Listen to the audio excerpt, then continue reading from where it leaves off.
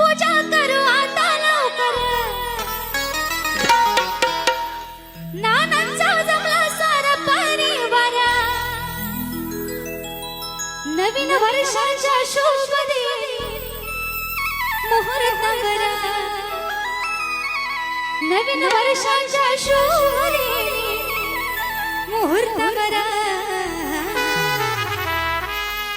मग शुभ मुहूर्तावर काय झालं